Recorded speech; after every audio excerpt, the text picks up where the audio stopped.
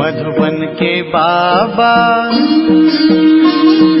मधुबन के बाबा मुरली वाले, आपका क्या कहना, आपका क्या कहना। ओम शांति। आज 28 जुलाई 2023 के साकार मधुर महावाक्य हैं। आज मीठे मीठे बाप दादा बोले, मीठे बच्चे, पावन बनने के लिए अपने स्वधर्म में रहो और अशरीरी बन एक बाप को याद करो।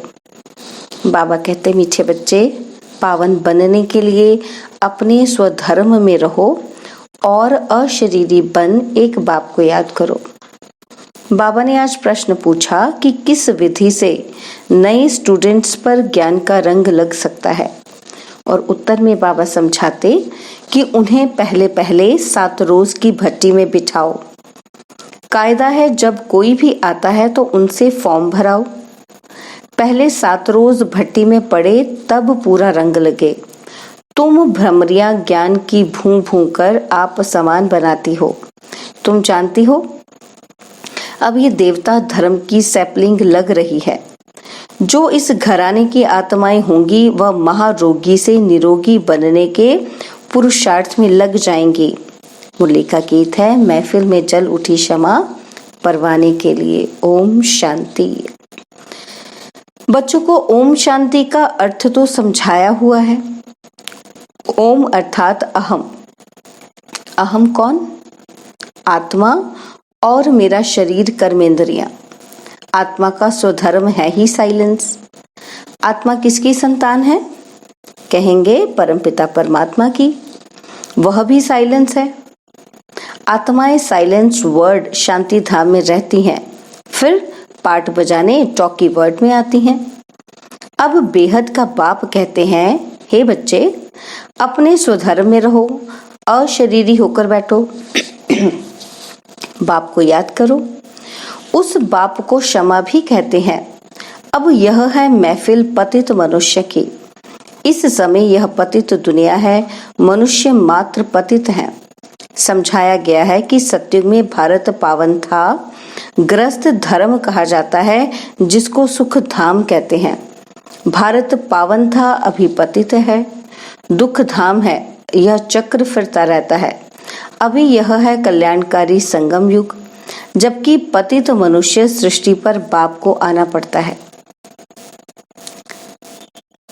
तो पतित मनुष्य सृष्टि को पावन बनाने के लिए बाप को पतित मनुष्य सृष्टि पर आना पड़ता है। पतित मनुष्य सृष्टि को पावन बनाने। पुरानी दुनिया से नई दुनिया बाप रचता ही बनाते हैं, जिसको परमपिता परमात्मा कहा जाता है। सब भक्तों का भगवान एक है, तो बाप कहते हैं मुझे भी पतित दुनिया, पतित शरीर में आना पड़ता है। परम धाम से एक ही बार आता हूँ, भारत को पावन दैवी राज्य बनाने। इस वर्ड की हिस्ट्री ज्योग्राफी को और कोई नहीं जानते, क्योंकि सब नास्तिक हैं। एक भी आस्तिक मनुष्य नहीं। बाप को न जानने के कारण निधन के बन पड़े हैं। आपस में लड़ते झगड़ते रहते हैं। घर घर में कितनी अशांति है। सतयुग आदि में वन ऑलमाइटी अथॉरिटी देवी देवता राज्य था, सुख धाम था। फिर दुख धाम कैसे बना, ये कोई नहीं जानते। ज्ञान है ब्रह्मा का दिन और भक्ति है ब्रह्मा की रात। सन्यासी लोग कहते हैं कि ज्ञान, भक्ति और वैराग्य। अब वह तो घर बार छोड़ जंगलों में चले जाते हैं। वैराग्य आ जाता है। वह है रजोगुणी सन्यास और यह है सतो प्रधान सन्यास। इस पाप आत्माओं की दुनिया में एक भी पुण्य आत्मा नहीं। तो ये सारा खेल भारत पर है। भारत सोने की चिड़िया था। भारत में सोना और हीरे बहुत अथाह थे। सोने के महल बनते थे और हीरे ज्वारों की जड़त होती थी। अभी तो भारत कौड़ी जैसा बना हुआ है, फिर उनको हीरे जैसा बाप ही बनाते हैं। तुम जानते हो, हम मनुष्य से देवता बन रहे हैं। अभी वह बाप पतितों की महफिल में आए हैं। मनुष्य समझते हैं पतित पावनी गंगा है, स्नान करने जाते हैं, फिर भी कोई पाप आत्मा से पुण्य आत्मा नहीं बनते। फिर साल बाय साल जाकर गंगा स्नान करते हैं। इस समय कोई भी पावन नहीं है। जब तक पावन बनाने वाला बाप ना आए तब तक पावन बन न सके। पावन बनाते हैं गीता का भगवान। वह भगवान तो सभी आत्माओं का बाप एक ही है। ऐसे नहीं कि सब भक्त भगवान हैं, वह सर्वव्यापी भगवान है। यह तो भगवान की ग्लानि करते हैं, इसलिए यदा यदा ही धर्मस्य, यह भारत के लिए ही गाया हुआ है। जो बाप आकर भारत को हीरे जैसा बनाते हैं, उनकी कितनी निंदा करते हैं। ऋषि मुनि फिर कहते आए कि रचता और रचना बेअंत है अथवा नेति नेति है, हम नहीं जानते। और आजकल के मनुष्य फिर कह देते सर्वव्यापी है। बाप कहते हैं ऐसे जब बन जाते हैं तब मैं आकर पाप आत्मा से पुण्य आत्मा देवता बनाता हूँ। सबका सदगति दाता है ही एक, वही आकर पतित से पावन बनाए लायक बनाते हैं। बच्चों को वर्षा देते हैं। लौकिक बाप से मिला है अल्पकाल का वर्षा, और बेहद का बाप कहते हैं मैं तुमको 21 जन्मों के लिए वर्षा देता हूँ, पवित्रता, शांति और सुख का, जो लौकिक बाप दे न सके। वह बाप भी है, शिक्षक भी है, ज्ञान का सागर भी है। बाप की महिमा बड़ी ऊंच है, मनुष्य सृष्टि का बीज रूप भी है। यह मनुष्य सृष्टि का वैरायटी धर्मों का झाड़ है। आदि सनातन देवी देवता धर्म है सत्युग का, उनसे फिर और धर्म इमर्ज होते हैं। अभी तुम ब्राह्मण धर्म के बने हो, इनसे पहले शूद्र धर्म के थे। अभी ब्राह्मण से फिर सो देवता, फिर सो क्षत्रिय बनेंगे। यह 84 का चक्र लगाना पड़ता है। सत्युग में भी पहले पहले तुम आएंगे। गाया भी जाता है कि आत्मा परमात्मा अलग रहे बहुकाल। गीत में भी सुना चारों तरफ लगाए फेरे, फिर भी हरदम दूर रहे, अर्थात बाप से मिल न सके। अभी है रावण राज्य, राम राज्य है डीटी राज्य। मनुष्य तो समझते हैं कि स्वर्ग नरक यहाँ ही है, परंतु ऐसे हो नहीं सकता। मनुष्य मरता है तो कहते हैं स्वर्गवासी हुआ, तो जरूर नरक में था, तो जरूर पुनर्जन्म नरक में ही लेना पड़े। मनुष्य की तो अनेक मतें हैं, एक न मिले दूसरे से। अनेक प्रकार की द्वैत मतें हैं। आधा कल्प भारत में होती है दैवी मत, अब है आसुरी मत। भारतवासी जिस भगवान को याद करते हैं उस पारलौकिक बाप को तो जानना चाहिए ना। अभी भारत कौड़ी मिसल है, उनको हीरे जैसा बनाना है। गांधी अथवा नेहरू भी चाहते थे कि भारत में वर्ल्ड ऑलमाइटी अथॉरिटी राम राज्य हो। समझते हैं कि कोई समय भारत में था, अभी नहीं है, इसलिए राम राज्य की कोशिश करते हैं, परंतु यह कोई मनुष्य के हाथ में नहीं है। तुम हो ब्राह्मण प्रजापिता ब्रह्मा की संतान, निराकार आत्माएं हैं परमपिता परमात्मा की संतान। वर्षा है ब्रह्मा कुमार कुमारियों को, ब्रह्मा को भी वर्षा शिव बाबा से मिलता है, यह भी भाई हो गया। बच्चे सब हैं, भाई भाई तो जरूर, तो एक बाप है सब आत्माओं का। तो अभी तुम ब्रह्मा की मुखवंशावली ब्राह्मण आपस में भाई बहन ठहरे। तुमको वर्षा मिलता है दादे से। दादे के वर्षे पर सभी आत्माओं का हक है, चाहे स्त्री चाहे पुरुष के चोले में हो। लौकिक दादे का वर्षा सिर्फ बच्चों को मिलता है, यह तो बेहद का बाप है ना। भारतवासियों को सत्युग त्रेता में बेहद के बाप से 21 पीढ़ी का बहुत सुख मिला हुआ है। तुम 84 के चक्र को अभी समझ गए हो। बाप कहते हैं मैं गाइड बनकर आया हूँ तुम सबको ले जाने।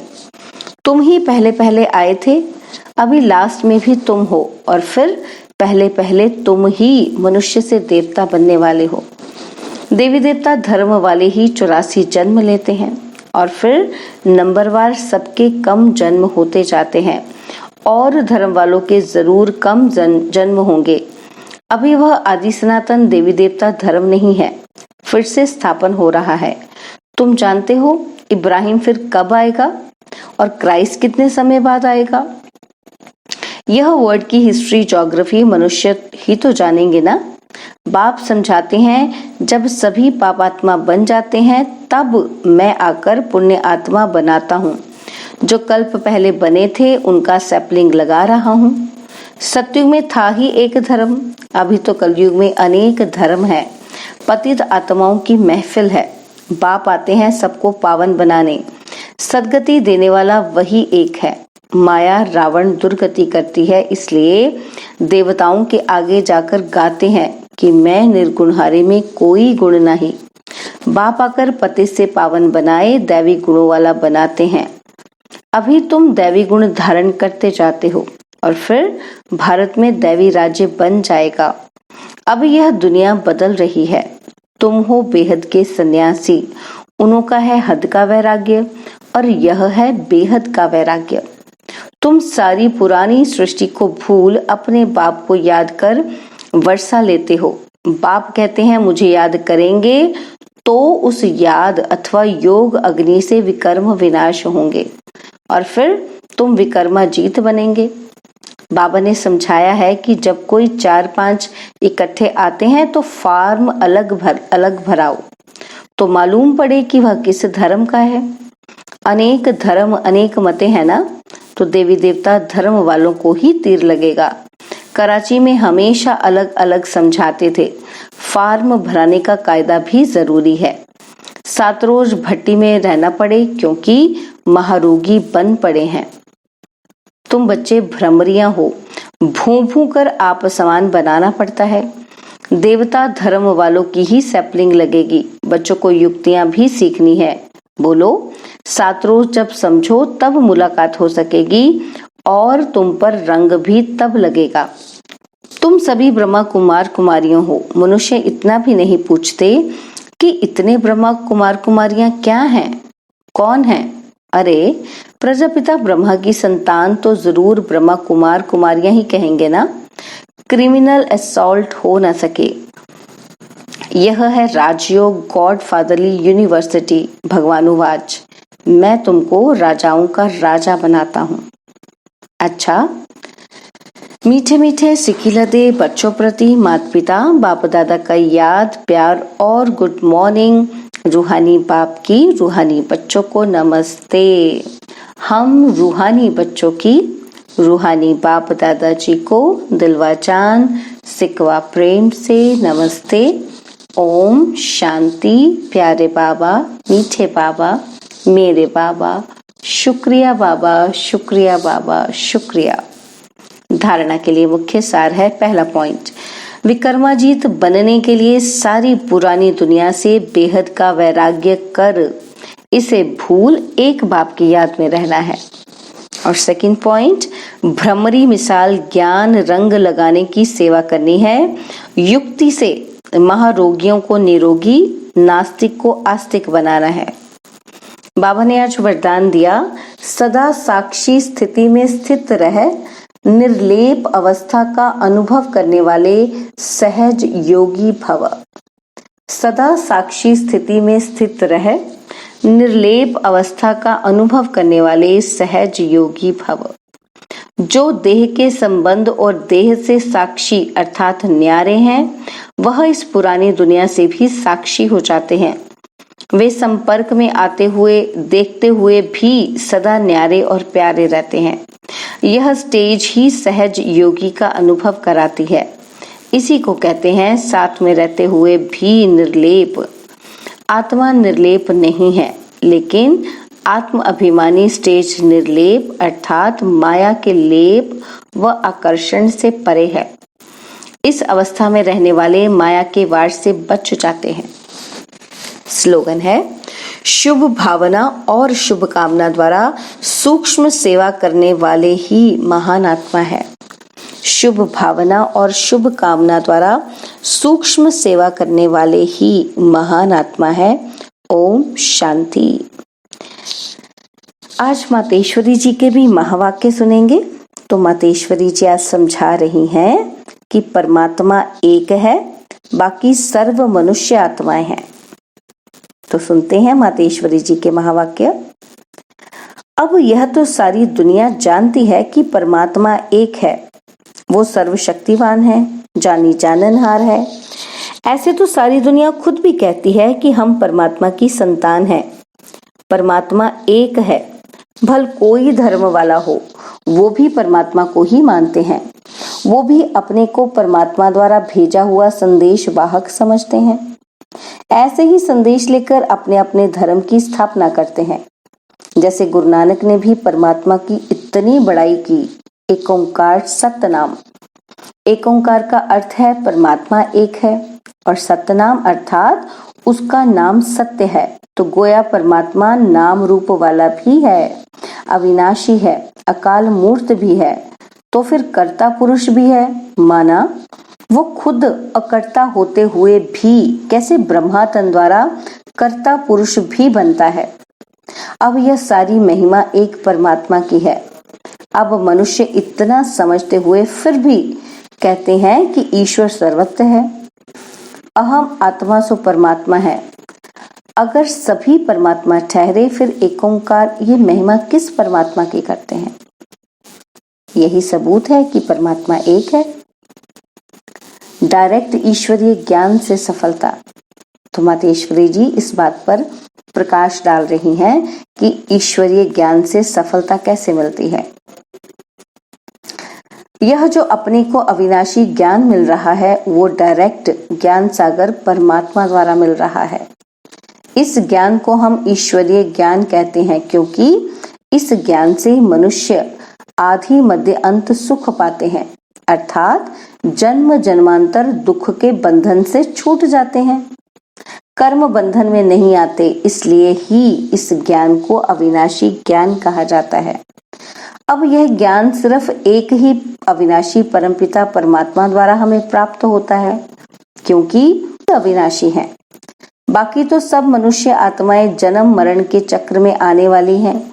इसलिए उनसे मिला हुआ ज्ञान हमें कर्म बंधन से छुटकारा देने वाला नहीं है। इस कारण उन्हों के ज्ञान को मिथ्या ज्ञान अथवा विनाशी ज्ञान कहेंगे। लेकिन यह देवताएं सदा अमर हैं, क्योंकि इन्हें अविनाशी परमात्मा द्वारा यह अविनाशी ज्ञान प्राप्त किया है। तो इससे साबित है कि परमात्मा भी एक है, तो उसका ज्ञान भी एक है। और इस ज्ञान में दो मुख्य बातें बुद्धि में रखनी है। एक तो इसमें विकारी कलयुगी संग दोष से दूर होना है, और दूसरी बात कि मलेच्छ खान पान की परहेज रखनी है।